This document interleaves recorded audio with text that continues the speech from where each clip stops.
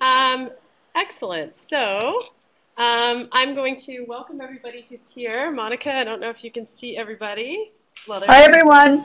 Wave. There's about 1, 2, 3, 4, 5, 6 people. We're expecting, well, 7, me. We're expecting an 8th. But we're really happy to have you here, and welcome to everybody joining us online. I see Christina online for our first seminar presentation of the academic year. Oh, here we are. We have another person. Entitled Teacher Thinking in Affectively Charged Events in Adult Language Classrooms, being given by a very valued collaborator of EducLang, Monica Waterhouse from Université Laval. I will let her sort of maybe speak to her topic and so on, but just for those participating online, in the moment, live, I guess, Christina, you can at any time, hello, bonjour, you can type in your questions. We're going to have about a half hour for Monica to speak, to give her talk, and then we'll have about 15 minutes of questions for those who are here. And then also for Christina online, so at any time if you want to type in a question, feel free. And I'm going to actually turn our camera off for the presentation just because to avoid the noise and so on. But Monica, are you good to take it away? Sure. Okay, here we go. Well, thanks for the generous introduction, and it's such a pleasure to have this disembodied audience. Thank you all for coming and showing an interest.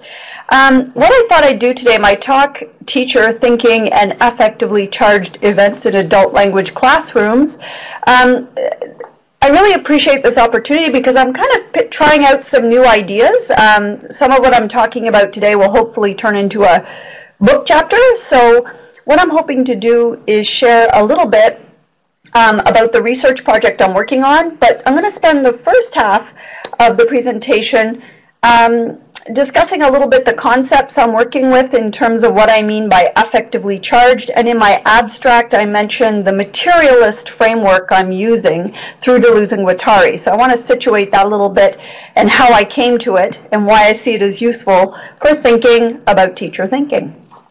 So without further ado, I'll move this along. So the research context that I work in, I've always done my research in government-funded language programs for adult newcomers. Now, when I used to work in Ontario, or I still work in Ontario with some groups there, that's with the LINC program, the Language Instruction for Newcomers to Canada. And now that I'm situated at U Laval in Quebec, I'm also working with teachers who work in the francisation programs. So that would be the French second language. So comparable programs, both supported by either the federal government for LINC or the provincial government here in Quebec, to provide language training to newcomers to Canada and to Quebec. As per Guo's study of these programs across the country, she articulates it really, really nicely, that in addition to language training, their primary purposes are to job preparation for the labor market, preparing often for the citizenship test, which is a huge goal for many of these students, and also generally integrating into Canadian society or Quebec society, as the francisation documents say. But arguably, the main thrust, despite having these multiple purposes and mandates, the programs have put a pretty heavy emphasis on adaptation and preparation for the local job market. Unfortunately, and I've seen this myself working in these programs, my concern is that that often leaves aside or marginalizes questions of affect and emotion in classrooms. And for me, in my research, I've been very interested in the integration and the sort of fraught experience that integration is. And in my work with my doctoral student, Malte Faulkner, we saw that the curriculum doesn't really address this affective dimension of integration at all. If affect shows up in the curriculum, it's usually for talking about language acquisition and lowering the affective filter, you know, ripping off question and this kind of thing. So that's there, but not necessarily looking actively at that process and the work more, the work more specifically that teachers have to do in that. Vanessa's work has been really influential. She's done a lot of work on what she calls emotional labor that language teachers do as they manage this affective climate of their class, both their own emotions as well as those of their students. And Horstman's work, which has been around for a long time, also underscored when you're working with students with violent life histories, like refugees, which often show up in these classes, that adds another complexity to the affective milieu. So the kind of general research question, if you like, that's guiding my current study with teachers is, how is it that they pedagogically juggle these multiple tasks, teaching French or English as the case may be, but also fostering the societal integration and also responding to these challenges that are presented by affectively charged classroom moments. Now you might wonder what those look like. If you don't teach in adult classrooms, you won't know. So I wanted to share an example which I think looks a little not the way I made it, but that's okay. What you should be seeing is an image of the Canada Food Guide and an excerpt from my research, or excuse me, my teacher journal way back in 2005. And I'll just maybe read to you that excerpt, which was, "We were reading the Canada Food Guide. One student told me she did not eat red meat. So, curious, I asked her why. Was she vegetarian? Was it for health reasons? Her reply was matter of fact. She saw her husband murdered with a machete, and since then she found she could not bear cooking red meat because of the blood." Well, I was speechless. So for me, this was an affectively charged moment. And I really struggled to try to make sense of what happened in that moment. And ultimately, it was Deleuze and Guattari's conceptual framework that I encountered in my doctoral studies that helped me get a handle on this, to find a way to think about this kind of event. Yes. And it was definitely an affective moment, and it changed my trajectory, because here I am over 10 years later still doing this kind of work. So to situate my research with Deleuze and Guattari's conceptual framework within materialism, this is something new that I've been doing, and it's very interesting because I've never really framed my work that way. You may have heard about materialism and posthumanism, the new materialisms. It's gaining a lot of traction as a research paradigm and a set of theories informing research in educational and language education contexts. In fact, Pennycook just had a book come out entitled Posthuman Applied Linguistics, where he talks about posthumanist materialism. And so it's interesting that my work is being read as part of this emerging paradigm when I've never really identified myself that way. I tend to work with Deleuze and Guattari, especially the concept of affect, their concept of affect. And I'm a little cautious about being identified this way because, and here I'm citing Haynes' work, really nice article showing that this large umbrella of theorists, everyone from Barrard, Kuhl, and Frost, there's a whole gambit of theorists that are being taken up under materialism, new materialism, posthumanism, as if they are the same thing.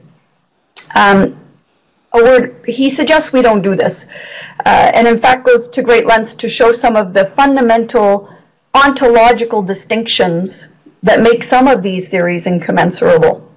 So I don't really want to get into that all today, and I'm not sure I have the philosophical chops to actually do so. But I think what I'll do is maybe underscore some of the basic tenets of materialism and posthuman theory, which I do think can be reflected in the Deleuzian affect theory that I work with. So the first one here is a quote from Nichols and Capano's Posthumanism and Literacy Studies article. They say, humans never act in isolation, but rather in concert with changing networks of people, objects, histories, and institutions. And so this is sort of a basic tenet of materialism, and the consequence of that is sort of the decentering of the human subject, a real break from a long tradition of humanist research in education, with the human, the student, the teacher at the center of things, and a recognition that the material world around us does something, okay? That it has a kind of agency that is distributed across all of us. The humans are still part of it, they're just not the center of it. And this is very much compatible, I think, with Deleuze's theorizing of the assemblage. Another aspect which is very important is an unraveling of Cartesian dualisms, this idea of the mind and the body being separate, the heart and cognition, the mind and the brain being separate. This has been really important in terms of teacher thinking and to reintroduce affect and emotion into the thought processes and decision-making processes of teachers in my own research. The last element I wanted to underscore is this notion of a relational ontology. The fact that how our worlds are created around us is that they're produced out of the relationships between human and non-human elements. So yes, it's technologies, yes, it's plants, it's animals, all coming together, and students and teachers and texts like the Canada Food Guide, all coming together to produce our realities in these lived intensive relations. If I bring this into a vocabulary of Deleuze and Guattari, they will talk about assemblages and affect.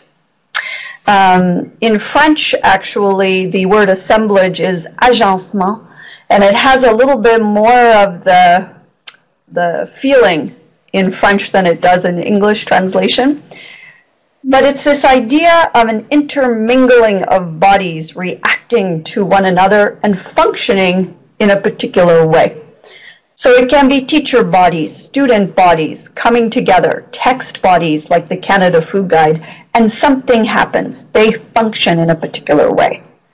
And in that intermingling of bodies, they affect each other in ways we can't know until they come together in that moment. So this idea of a body's power to affect and to be affected and be transformed, or what Deleuze and Guattari call becoming.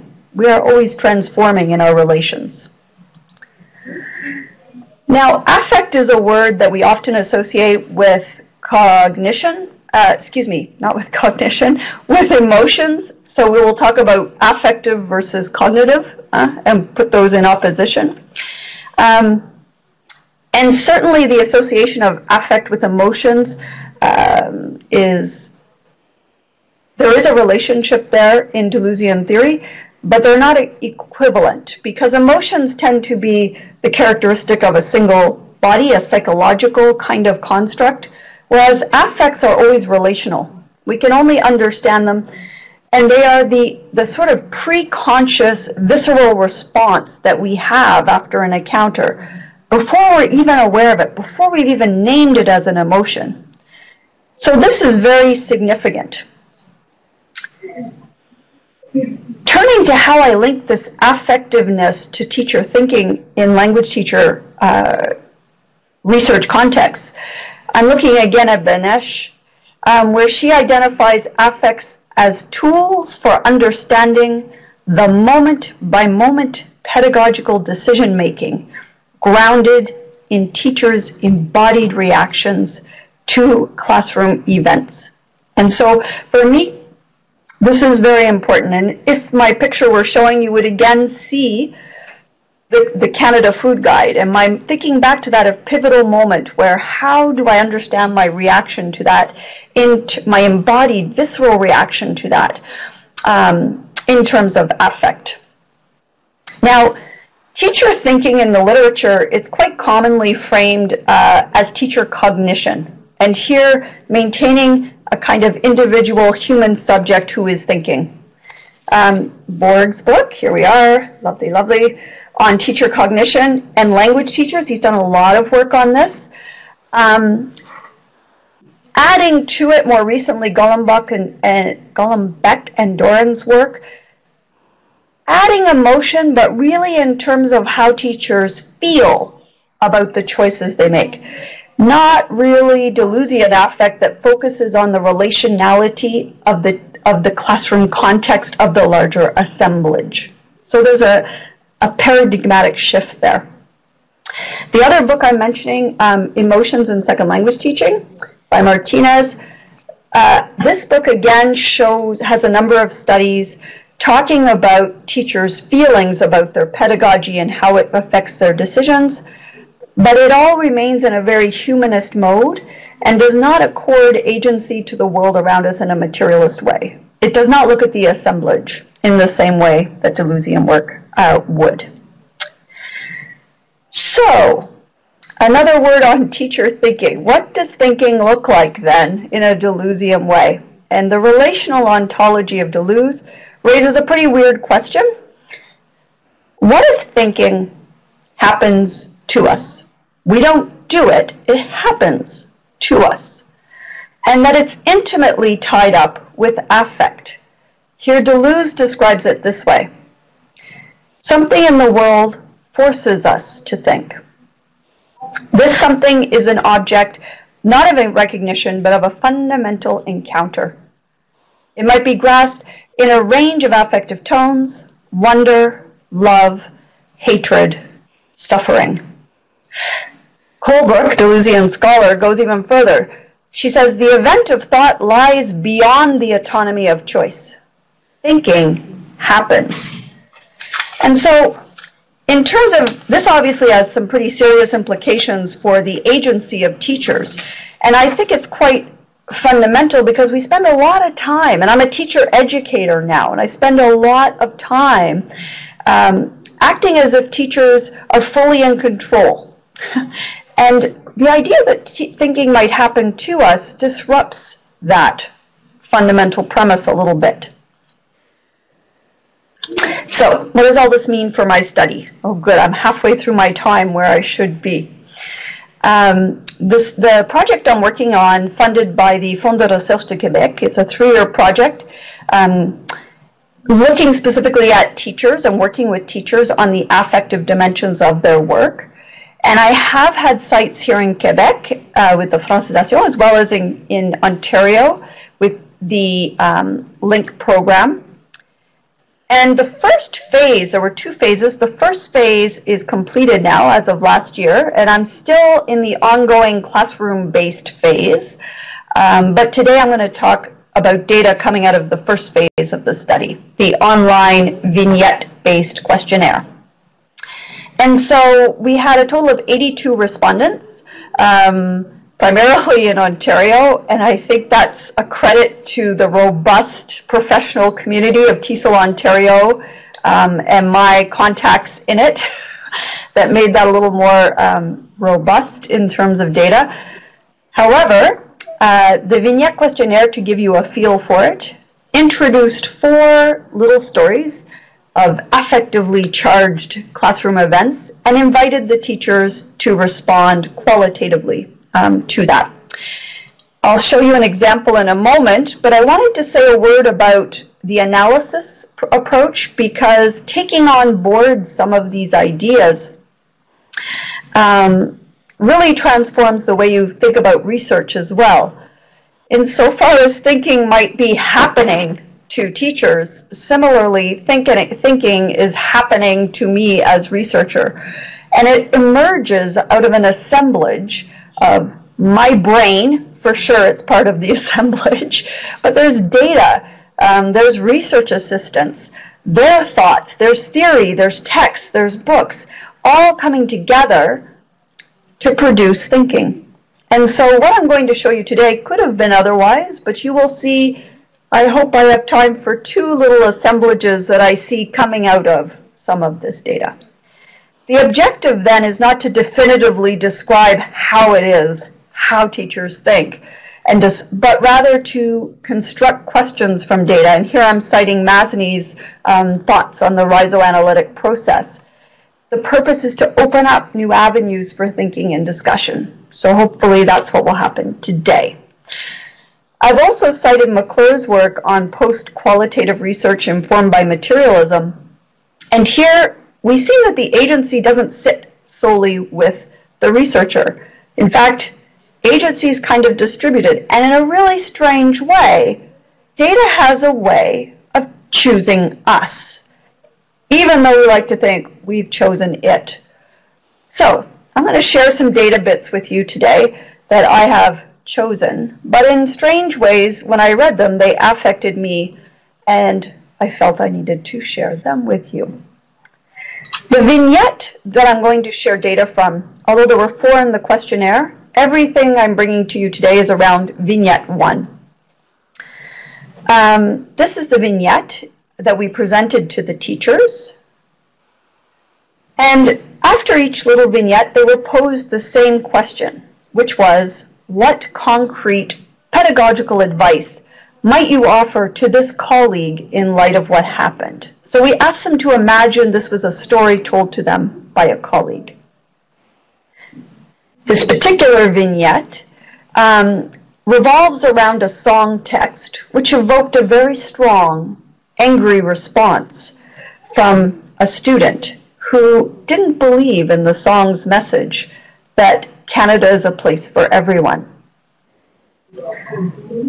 What did the data show? Well, the first assemblage that emerged, I'm calling it rethinking affect as problems to be solved instead as productive pedagogical life.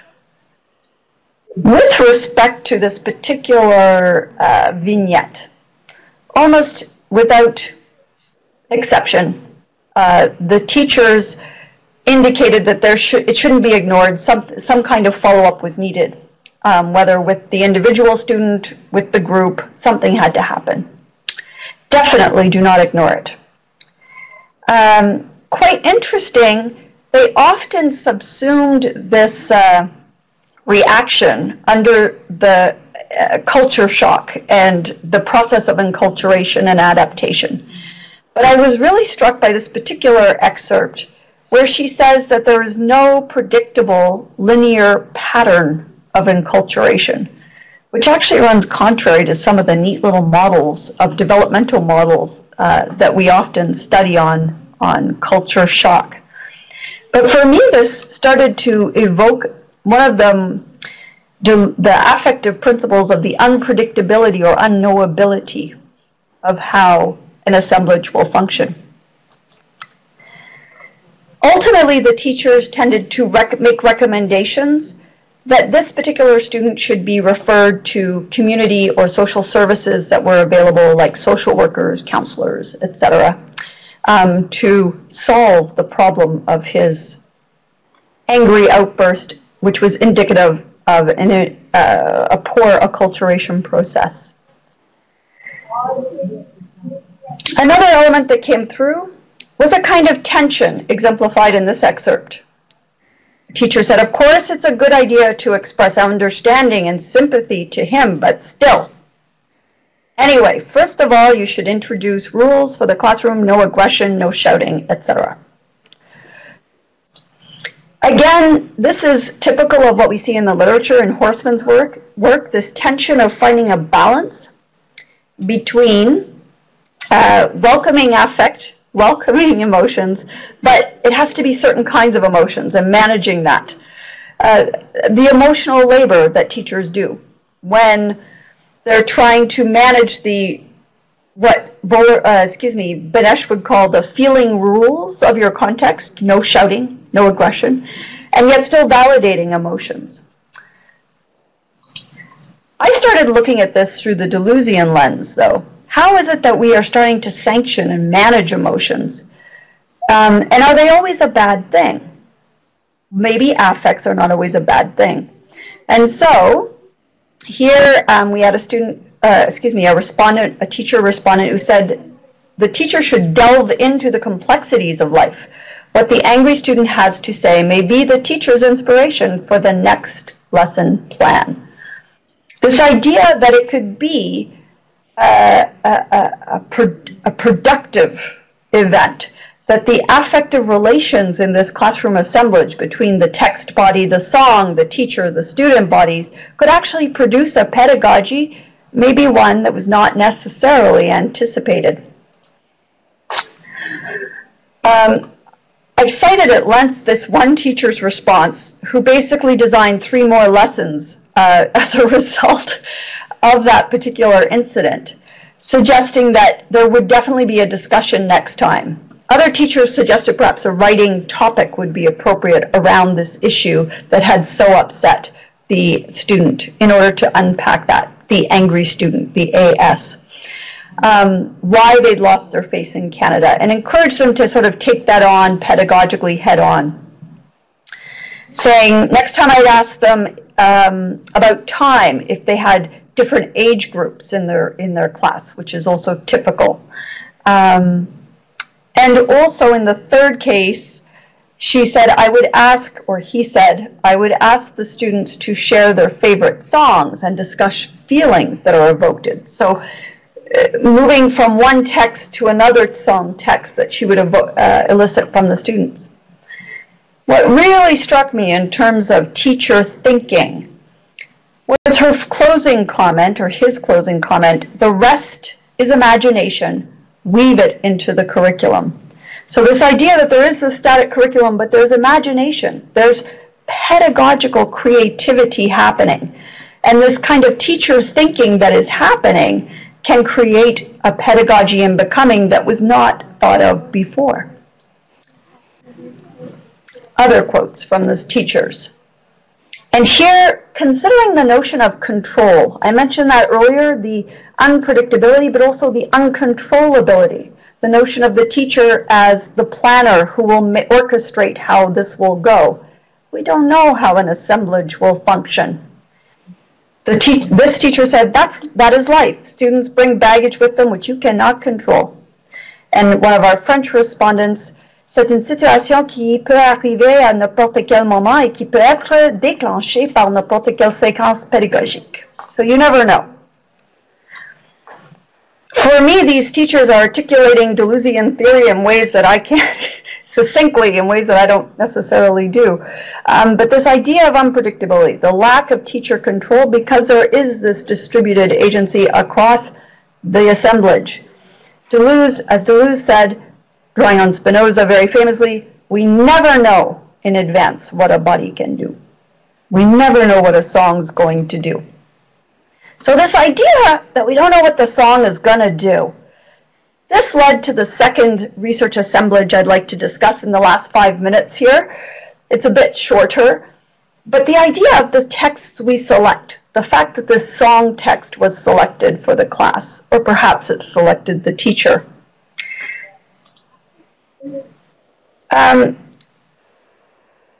One of them responded, I have had a student start to cry during just about all the songs I've used in class. That really struck me, the strong commitment, despite the affectively charged moments, to continue to use songs. Said you can't predict what emotional triggers a song may have for each student. Now, while this teacher, is expressing an openness to that, on the flip side, there were plenty of other teachers who responded along these lines, saying, I would never do songs in a classroom. Songs are interpretive and require a high degree of fluency to figure out the real meaning behind the words. There are plenty of opportunities for misinterpretation, so when it comes to a song, so as an activity, I'd stay away from this.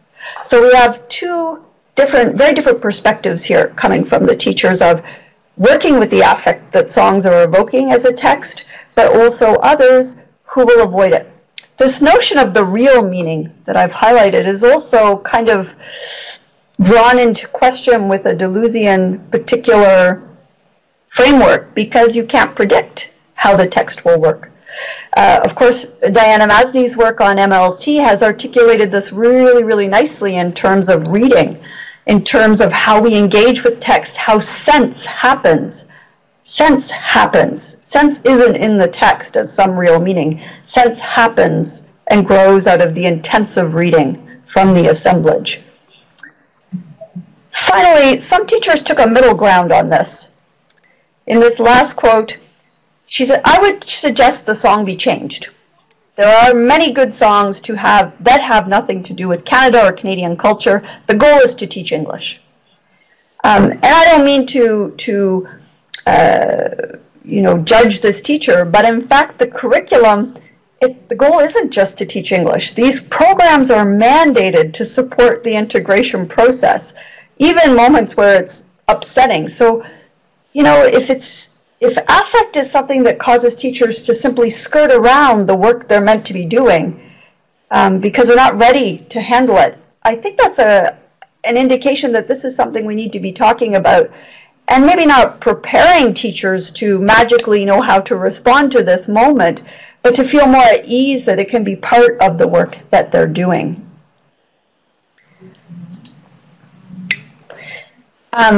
I also took a look at Tomlinson's work, who's published a lot of research on how texts are selected in teaching materials for language classrooms.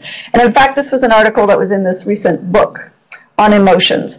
And I was really struck by the way that Tomlinson really makes a distinction, I will say, between affect and cognition when teachers are making decisions about texts. He says teachers should avoid uninformed emotive decisions, so relegating emotion to the side, and make positive principled selections using some kind of rationale.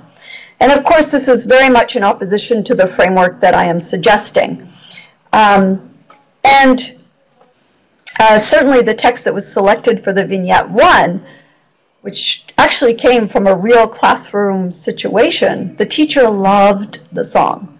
The teacher, yes, she thought it would help them think about the integration process and discuss those issues, but she also loved the song. She was passionate about it.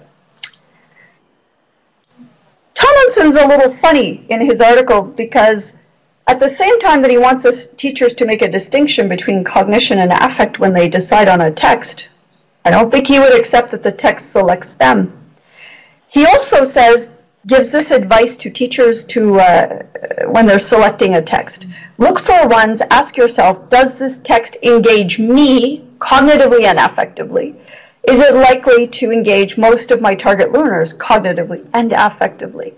So this idea of an affective engagement, it does seem to be supported in the mainstream literature. And yet, it's uncomfortable for teachers because, and again a question from Tomlinson, is the text likely to stimulate divergent personal responses from the target learners?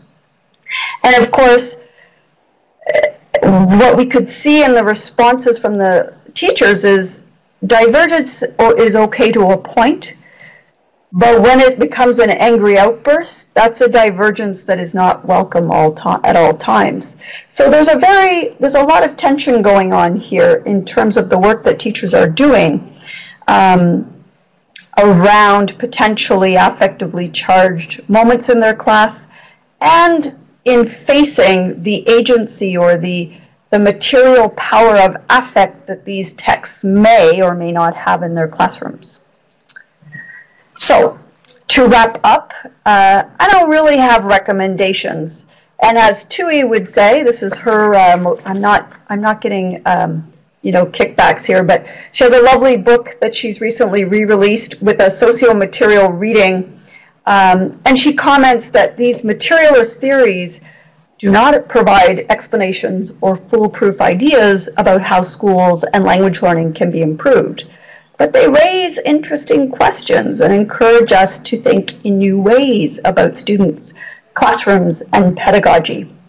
And so if you could see my Canada Food Guide again to come full circle, this for me has been very useful in casting a new light on that moment and helping me think in more complex ways about future affectively charged moments in classrooms and how they transform me, transform students, and transform the work that second language teachers do. So with that, I went for 33 minutes. I'll wrap up. I welcome your questions and comments. Si vous voulez poser une question en français, that will work. I've also put my email up on the screen there. On the off chance you want any of the references, I can send you a reference list if you send me an email. Thanks so much. Thank you. Yay. What I might do for the question and answer is take you off of the screen, because we don't need the big screen in the audience integrated. And I'll try and make it a full screen on my laptop. I'm happy being smaller. I'm okay with You're that. going to be huge. Too bad. Oh, still huge. Okay. Love you. Okay. Let's see if this actually works. Oh, it does. Yay. Okay. So, this way. And then I'm going to like starting it off. No? You have like 10 minutes? No, I am. Hi. See, we've got some people here. Hello. I wanted to ask, and you kind of answered it near the end, about, well, my first general one was what do you find, having done this research, how it's affected you as a teacher-educator? So that's one. So you mentioned not giving recommendations, but there must be something that you do now after having engaged with this type of work. And then the other one, I found myself thinking a lot about the idea of unpredictability. And I think in teacher education we talk about unpredictability as this positive thing, but then like a counter that it's scary. And so like, but in the literature in relation to Deleuze particularly, like unpredictability is a reality and it's how we view the world. So I don't know if that's really a question or a comment or what you might have to say about those two things. Yeah, sure. I mean, I guess it hasn't really transformed the way I do my teacher education in a really sort of pragmatic, what do I teach kind of way. But it has changed rather dramatically the kind of orientation I try to give to students. And I also, I should say, work a lot with student teachers in their stages, in their practicums. And so what I think I've done is that when a student teacher has a quote-unquote failure, a lot of times they feel like they've done something fundamentally wrong. Because in general, textbooks have a nasty way of saying things like, if you do X, Y will magically happen. And it's not always the case. So I'm cautious here. Unpredictability and the fundamental unpredictability of classrooms and texts is not an excuse to pay no attention to your planning because it's all chaos anyway. But it does offer a way to not frame lessons that don't go quite as planned as always failures. It helps us see some of the contingency that couldn't be predicted or planned. So for me, it's not all chaos, just go in every day and wing it, but it's also not all planning, and it should go perfectly every time. For me, it's understanding a middle ground and then helping the student teachers to reflect on their own practice in that same way. I'm not sure if that answers the question. Totally does. Sorry, I put you on the no, it does. And I think that aside from you and I having a conversation on our own here, because I want to see if anyone else has questions, it comes back to that point when you you commonly tell teacher candidates that sometimes the like a lesson that's not as planned goes correct as well in that predictability, but it comes back to your point of we don't want to tell them not to plan. Yeah, yeah. And I think too, the implications of this are very different for novice teachers who will be less comfortable with unpredictability. When I talk with more seasoned, experienced teachers, they're typically more at ease with this and say, oh yes, I know, this is how classrooms are. I mean, it's not really that, let's face it, it's not really that innovative in a way. They go, yeah, I've been doing this for years. I call it teaching by the seat of my pants. I'll never forget a teacher who told me that. But it's the idea that they understand this, but they still, I feel, appreciate that. For example, the teachers in the research appreciate the opportunity to unpack the possibilities and discuss the possibilities and potential of different pedagogical responses with colleagues, because there is no easy answer. There's no magic bullet of you should do this. In fact, I've become very anti-best practices because I think it's more a case of what does this practice potentially open up and what does another kind of practice potentially open up, but they both close down possibilities too. So seeing teachers engage in professional discussions about this, I think, becomes really important. Thank you. Does anyone else have any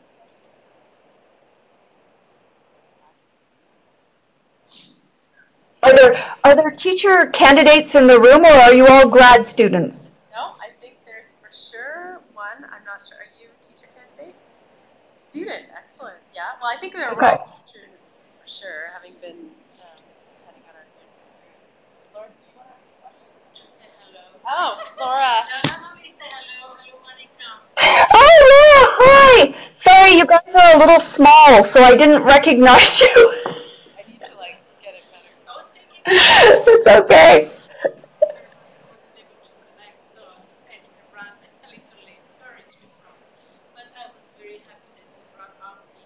Can you hear? Oh, I'm sorry, I can't. Voila, there we go. I need to do it there. We don't have services to get the fancy technology. So, no, I'm very happy that you bring up these concerns about the emotion and the dimension of the content of text. Having constructed a manual for FLS students, for French as a second language students, on very debatable topics.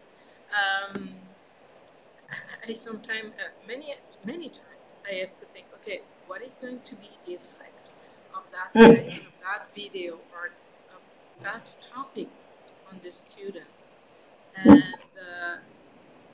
although we have an intuitive reaction of it's normal to be confronted to unexpected reaction, which will lead us to further pedagogical routes, maybe there is some cautions that it belongs more to the cognition, to the cognition aspect of our identities that would allow us to maybe prepare the ground or prepare the unexpected. And so that it's less brutal. It could be brutal and it could be very, very minor. But because you were talking about language classes of adult immigrants, they probably have a double consciousness about it. I mean, it's not like with children we can get reactions which are unexpected, or children, but the adults, they've lived a life, and so I think it is very important to take that into account and maybe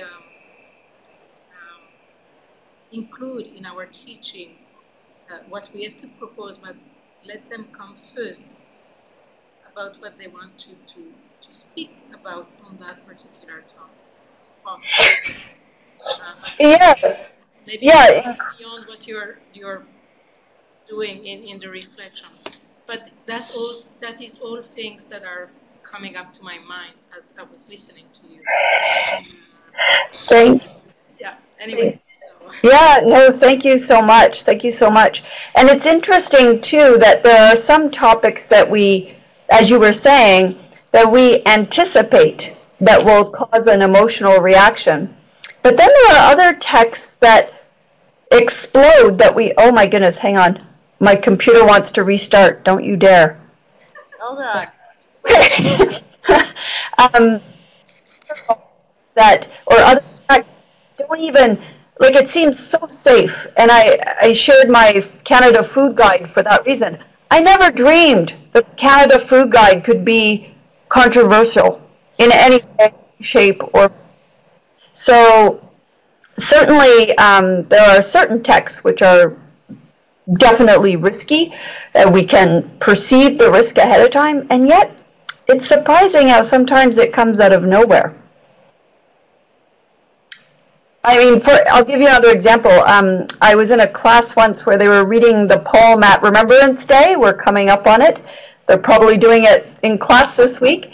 They read In Flanders Fields, and they were doing some discussions around Remembrance Day. And it became a very inflammatory point in the classroom, much to the teachers, because it was perceived to be celebrating Canadian soldiers, and yet the student came from a country where, in the 50s, they had a different relationship with the Canadian soldier. So it became a very contentious point in the classroom at that time. Of course you can. Yeah, one sec. I'm just gonna, sorry. Okay. Yeah. Oopsie. Yeah, we do. Sec. I don't know why it's not sharing. Hold on. Just a sec. Can you, oh, here we go. That's fine. Okay. Maybe I can still hear. I need to figure out Adobe Connect. No, can you hear me? I can, yep. So that just these are there, but I don't know then how does it, oh, there we go, that's better. Okay, go ahead. Hi, Monica, it's Jean. Hi, Jean. Great talk. I wanted to ask you about the data being affected by the data, or the data choosing you, which I think I agree with, but I just can't kind of explain it in words, or at least in a dissertation, how the data chose me. And is there a cognitive element that we have to incorporate when we're talking about affect? Because as you can see, I'm doing my data analysis now, and I see that there are certain things that strike or that attract and that I keep going back to or linger longer than others. And why am I fixated on this piece? And how can you explain that to, I guess, a committee without using cognitive? Without using cognitive. I mean, I don't know affect, but I always wonder how it can work empirically in educational research or social science where people want logic, and you can't just say, but it goes.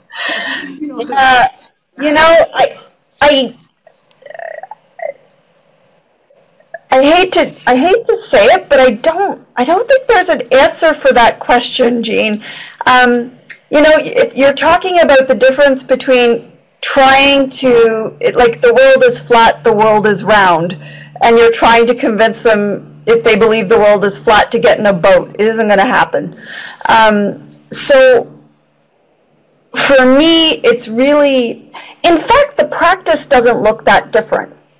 The research practice. I mean, data still gets marked up. Data still gets shown on a PowerPoint slide. Data still gets written into a dissertation and excerpted.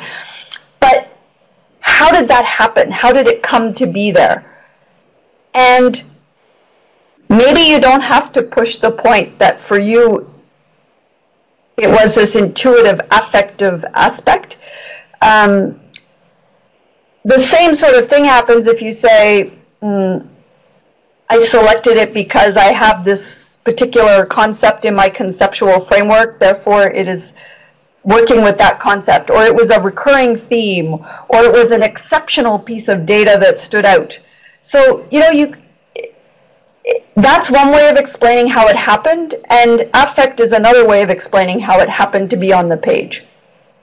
But I don't think you can necessarily convince someone who is strongly enculturated in a qualitative tradition that believes in trustworthiness and is working in kind of a paradigm where they're still working with validity structures and coding in a traditional way, to convince them the other side might be the case. But you can argue it on its own grounds. I mean, McClure is a great resource. I've used Semetsky's work on intuition in research to also try to build that argument. But I think there will be people who will remain unconvinced of it. I'm not sure that's helpful. I'm sorry. I'm going to transport you because we don't have too much. We're actually a little over time, but I want to make sure those who have a question are able to ask it. Okay, sorry. But I'm going to do it. I'm going on. Hey, Brigitte. Hi, Brigitte. Nice to see you. Yes, thank you.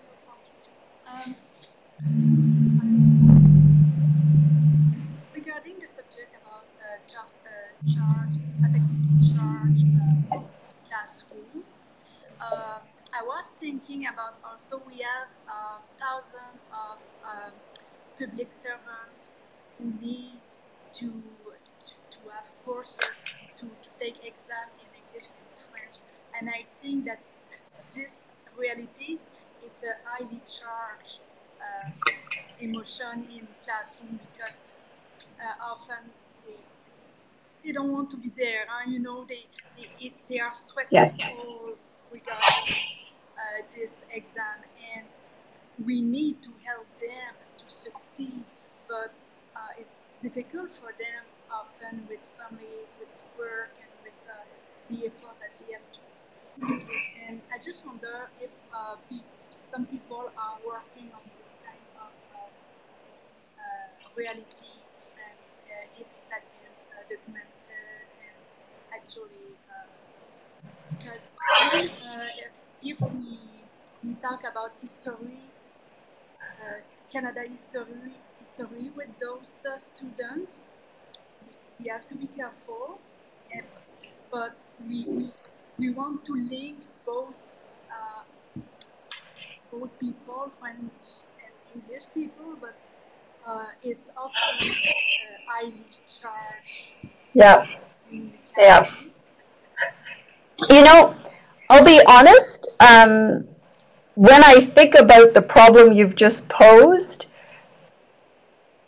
as much as I find this framing useful for my own research subject matter, I feel like the problem you've posed, Brigitte, could benefit from the kind of research that Bonnie Norton has done with post-structural theory, because it allows you to talk about the politics as well, the politics and the question of investment and how students invest or are not invested at all in their language learning. And I think that there's a space for that kind of historically, politically situated attitude towards language learning, and a way to unpack that using the work that Norton's done on investment and power dynamics and politics, and also the lived realities of students. As you were saying, they have lives, they have kids, and all of these impact what we see as investment in the classroom. And it's good because traditional, or I shouldn't say traditional, but theories of motivation don't always account for all of that stuff, which is why I think Norton's work was so pertinent. You think, why aren't they wanting to learn the language? And there's all this other stuff going on that lowers their investment in the process. I don't know if the framework I'm using in terms of assemblage could also help think through that. I haven't considered it, but it would be interesting to try, for sure. That's a huge problem. Because sometimes also they have the motivation, they would like to learn more, but they need to learn about their departments, the vocabulary, departments. For sure, we do general vocabulary too, but it's not a topic that we would like to learn first. Specific task, and learning French could be more interesting for them if they can do other things. But this kind of test, question really oriented task. Yeah.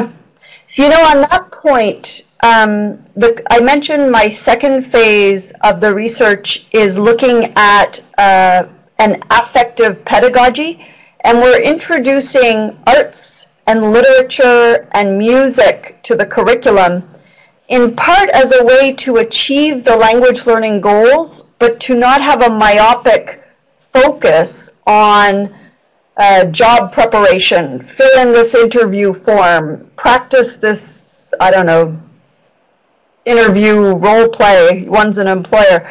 We were trying to find ways to integrate some of the cultural and more, let's say, exciting, joyous ways to learn a language. And certainly in the federal government language training programs, they're very outcome-oriented with very particular governmental outcomes, which can just suck the life out of language learning and finding a joy for it.